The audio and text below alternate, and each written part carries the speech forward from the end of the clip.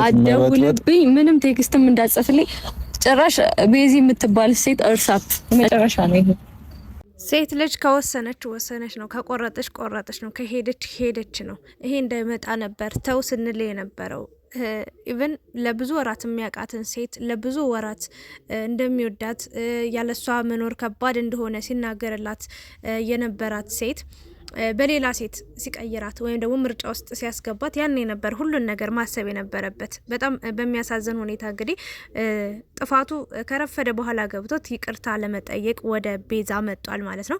ቤዛ ደግሞ እኔ ምርጫ ውስጥ ምገባ ሴት አይደለውም፣ ስለዚህ ከዚህ በኋላ እንዳትደውልልኝ፣ እንዳታወራኝ አልፈልግም፣ ካንተ ህይወት ውስጥ አልፈልግም።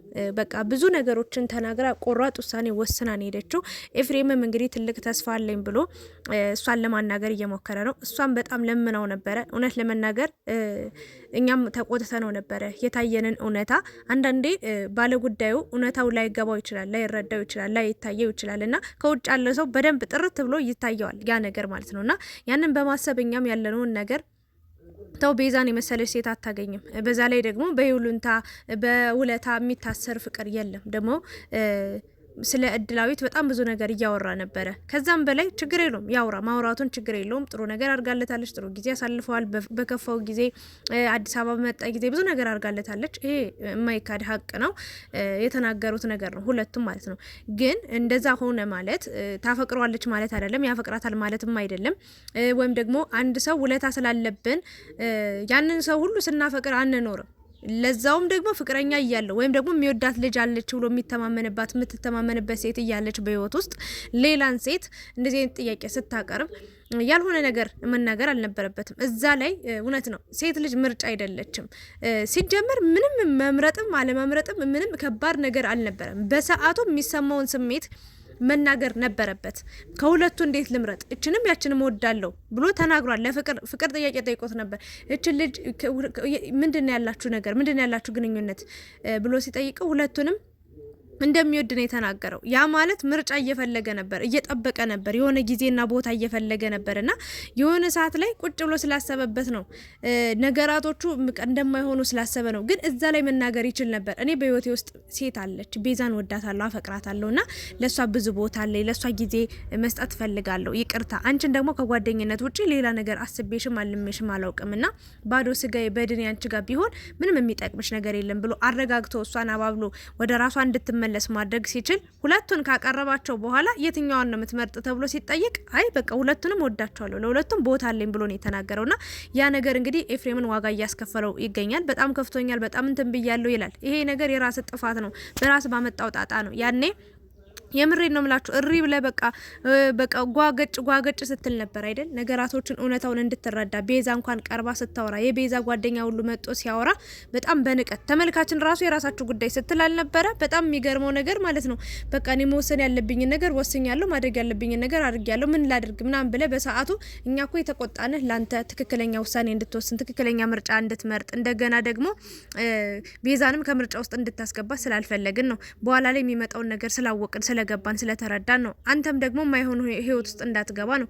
ለእድላዊትም የሚሆን ተስፋ እንዳትሰጣት እኔ በጣም ብዙ ነገሮችን ተናግሬያለሁ። ምክንያቱም ሳትወዳ ሳታፈቅራት እሷ ስለተናገረች ብቻ እሷ እወድሃለሁ ስላለች ብቻ ከሷ ጋር ልትሆን ነበር። ግን አስበበት ያው እንደ ቤዛ አይነት ሴት እንደማታገኝ ስታቀው ነው ድጋሚ ተመልሰ ወደ ቤዛ የመጣው። መምጣት አይቀርም ነበረ። ቤዛን የመሰለች ስርዓት ያላት የተረጋጋች ሴት፣ በጣም ደርባባ የሆነች ሴት ናት። ሁሉን ቻይ ናት። በእውነት ያን ሁሉ ነገር እያልካት እንኳን እውነታውን ለማወቅ ስትጠብቅ ነበር።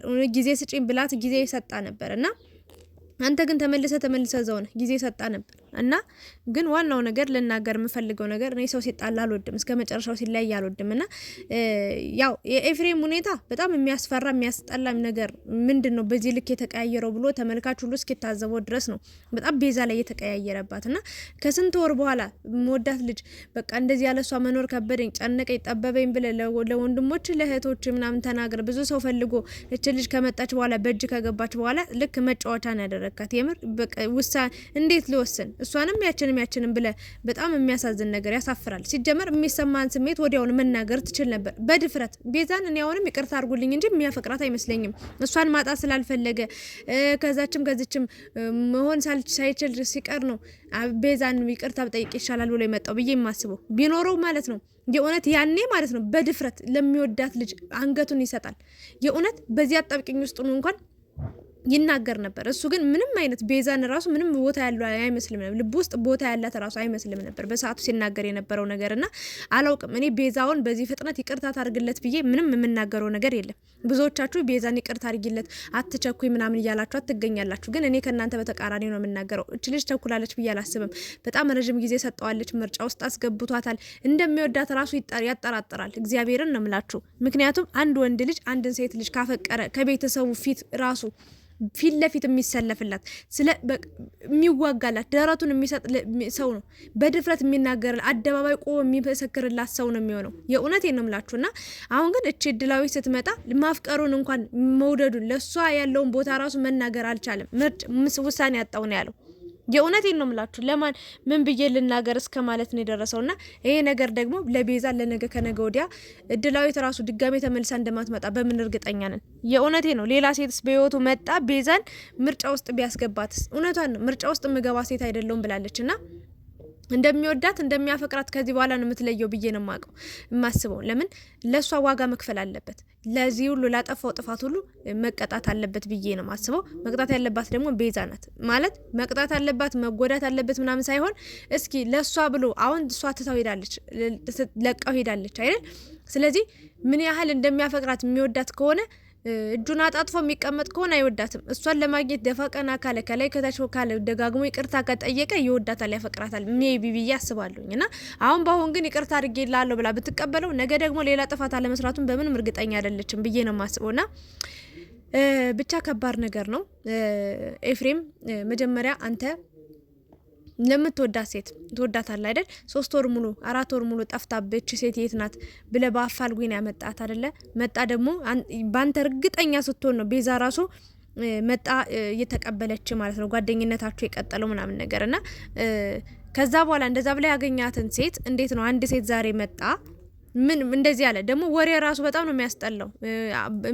ማላቃት ሴት ብትሆን ችግር የለውም እድላዊት እንደዚህ አልፈልግም ብዬ ሸኛት ነበር። ግን እድላዊትን በጣም ስለማቃት ጓደኛዬም ስለሆነች እሷን እንደዛ መሸኘት አልቻልኩም ነበር አለ። እንደዛ ማለት አልነበረብም። ፍቅር ስሜት ነው። በቃ ስሜትን መናገርና መናገር ብቻ ነው። አንተ እዚህ ጋር ምንም የምትወጣው የምትወርደው ነገር የለም። የሚሰማን ስሜት ለትክክለኛ ሰው መናገር። ትክክለኛ ሰው በህይወት ውስጥ ካለ ወይ ደግሞ ትክክለኛ ሴት ልብ ውስጥ ካለች ትክክለኛ ፍቅር ካለ ለዛ ሰው ለሚመጣው ሰው ለምን 10,000 ሴት አፍቅር ያለው ብሎ አይመጣም? ለምን እንደዛ ብሎ አይመጣም? መናገር ትችል ነበር። ባጭሩ እኔ ሰው አለኝ ልቤ ደግሞ አንድ ነው፣ አንዴ ነው ፍቅር ሊይዘኝ የሚችለው እንዴት ብለ መናገር ስትችል አንተ ምርጫ ውስጥ ጭራሽ አስገበታታል። ከባድና የሆነ የሚያስጠላ የሆነ ለቤዛ ራሱ ያለህን ንቀት ነው ያየውበት እውነት ለመናገርና አሁን ያም ማለ ይሄም ማለ በይቅርታ ማመን ሰው ነኝ። እውነት ለመናገር ፍቅር ማለት የቅርታ ልብ ከሌለን ማፍቀር የለብንም ብዬ ማመን ሰው ነኝ። ግን ኤፍሬም ወደ ራሱ መመለስ አለበት። ትክክለኛ ስሜት ፍቅር ይሁን ምን ይሁን ትክክለኛ ነገሩን ቤዛ ሳታረጋግጥ ይቅርታውን መቀበል አለባት ብዬ አላስብም፣ ለማንኛውም ማለት ነውና ቤዛ ግን በጣም ጥንቅቅ ያለች ጎበዝ፣ አስተዋይ፣ አርቆ ሀሳቢ ሴት ነች እውነት ለመናገርና ኤፍሬም ደግሞ አዎ ሰው ነህ፣ ይቅርታ ጥሩ ነው። ይቅርታ ማድረግ መጠየቅ ቆይቶም ቢወጥ ጥፋት መግባቱ ስለገባት ጥሩ ነው። ግን እንደዚህ አይነት ነገር አታድርግ በቃ ደግሞ ፍቅር ደግሞ ማለት ነው የእውነት ከአንድ ሰው አንዴ ሊይዝ የሚችለው በውለታ መታሰር የለበትም። አንድ ሰው እንደዚህ አድርጎልኛል የግድ እሱን ማፍቀር አለብኝ የፍቅር ጥያቄ ስለጠየቀኝ ወይ ስለጠየቀችኝ አብሬ መሆን አለብኝ ማለት አይቻልም። እንደዛ ጥሩ አይደለም። ህይወት ላይም ላንተም ለሱም ጥሩ ስላልሆነ ነው። ለማንኛውም ግን ቤዛና ኤፍሬም እኔም አሁንም ነገም ከነገ ወዲያም አብሮ ቢሆኑ ደስ ይለኛል። አጋጣሚያቸው የተገናኙበት አጋጣሚ ድጋሚ ተጠፋፍቶ የተገናኙበት አጋጣሚ ራሱ በጣም ደስ የሚል በጣም የማይረሳ እኔ ራሴ አይኔ ላይ አለ። በቃ የእውነት ነው የምላችሁና ደስ የሚል ጊዜያትን አሳልፈዋል። ብዙ ነገር አሳልፈዋልና ማንም ሴት በመጣ ቁጥር እንደዛ ማለት መዋዠቅ የለበትም። ፍቅር ከሆነ ቀጥታና ቀጥታ ፍቅር መሆን አለበት ብዬ ነው የማስበው። ብቻ ግን ቤዛ ያው ትክክለኛ ነገሩን አይታ እውነታውን ተረድታ ይቅርታውን ትቀበለዋለች ብዬ አስባለሁ። ብልጥ ናት፣ ብልህ ሴት ናት ይሆናላ። አሁንም እንዲማርበት ነው ተምሮበት እንዲያልፍ። አንድ ሰው ይላችሁ በደንብ ጥፋት ሲያጠፋ መማር አለበት፣ መቀጣት አለበት። ገባችሁ?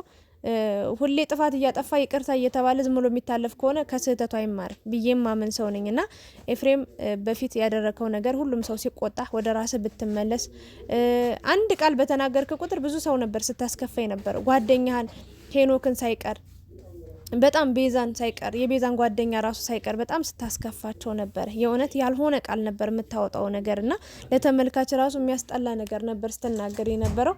ለማንኛውም ግን እግዚአብሔር ይሁን እላለሁ። ቤዛም ያው ሁሉን ነገር አስተውላ ቀስ ብላ በራሷ ብልጠት መጣ ነገራቶችን ችግሮችን ትፈታላችሁ ብዬ አስባለሁኝ። ይህን ነው ልል የምችለው። አብራችሁ ስለነበራችሁ አመሰግናለሁ። ሰላም ቆዩልኝ።